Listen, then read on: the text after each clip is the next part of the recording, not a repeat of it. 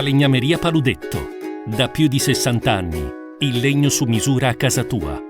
Siamo in collegamento con Alberto Marchesani, ideatore dell'Epica dell'Acqua. Di che cosa si tratta? Di una camminata di 100 chilometri, ma per saperne di più ne parliamo con il suo stesso ideatore, nonché ultra runner. Innanzitutto, benvenuto e grazie per aver accettato il nostro invito. Grazie, buongiorno, grazie per avermi invitato. Allora, per prima cosa, com'è nata l'idea dell'Epica dell'Acqua e perché si chiama così questa manifestazione, questa camminata, ecco?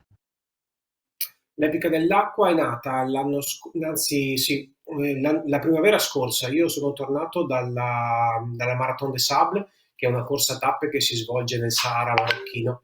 E tornato da quel momento lì, mi sarebbe piaciuto proporre una gara a tappe, magari molto meno faticosa, molto meno esotica, però anche a un pubblico non necessariamente preparato a fare una maratona al giorno per 7 giorni.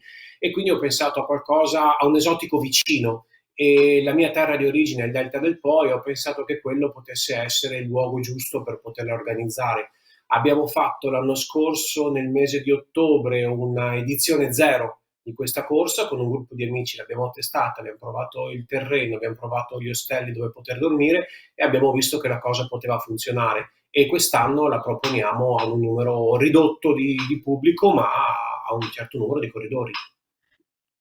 E saranno massimo 50 partecipanti. Come mai questa scelta precisa?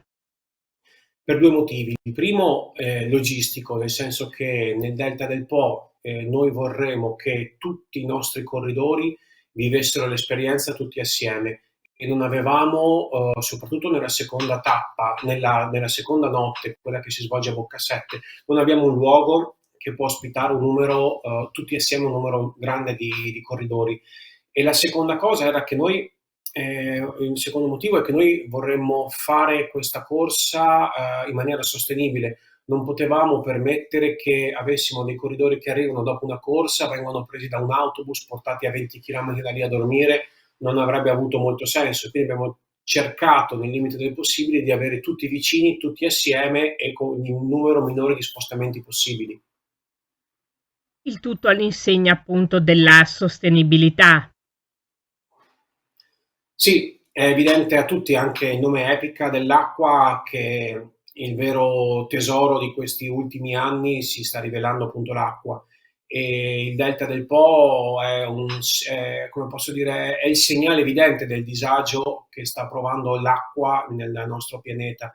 Consideri per esempio che a Porto Tolle, che è il primo comune che noi attraversiamo durante la corsa, è tra due rami del Delta del Po, ma l'acqua che esce dai rubinetti viene da una fonte che è in provincia di Vicenza e viene portata lì da acque venete, perché appunto il cuneo salino, cioè l'acqua salata, l'acqua dolce non esce più dal Po, ma l'acqua salata entra dentro il Po e quindi è evidente che c'è un problema.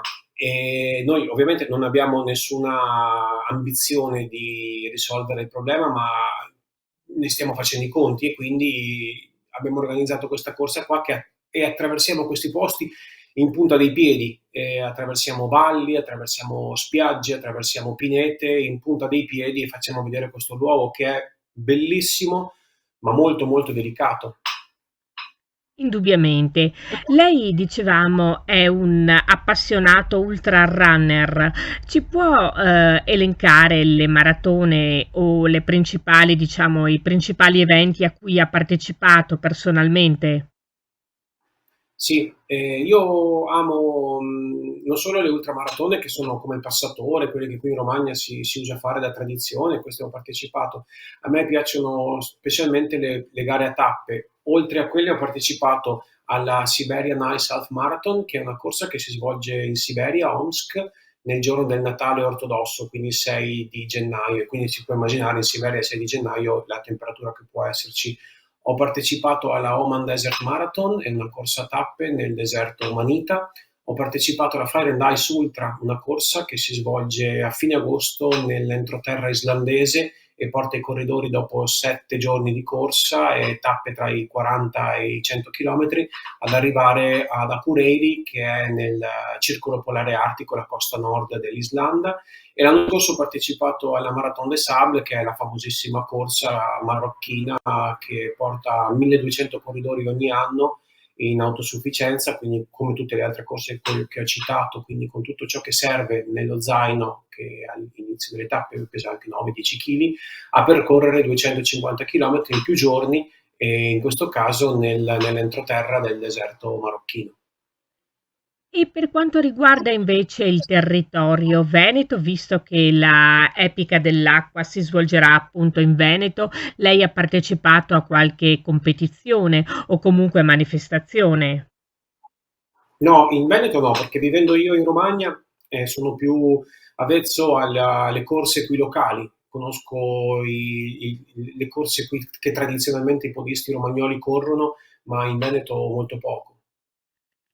E l'Epica dell'Acqua è aperta solo a partecipanti veneti oppure anche ad altre regioni e perché no, altri stati?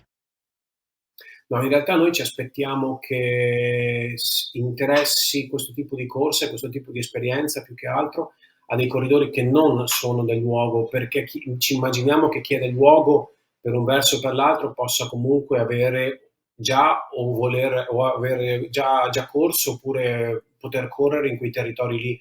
Invece abbiamo riscontrato molto interesse da corridori da altre parti d'Italia e in alcuni casi anche l'interesse da corridori o in certi casi italiani che vivono all'estero, in certi altri casi persone che vivono all'estero, stranieri, perché vedono il Delta del Po come un luogo esotico, un luogo misterioso, un luogo poco noto, una Camargue ancora inesplorata e poco di moda. E questo abbiamo capito che è molto seduttivo per un corridore. Ecco, ci sono territori come il veneziano, come il trevigiano, che sono noti dove per organizzare delle marce, delle maratone molto importanti.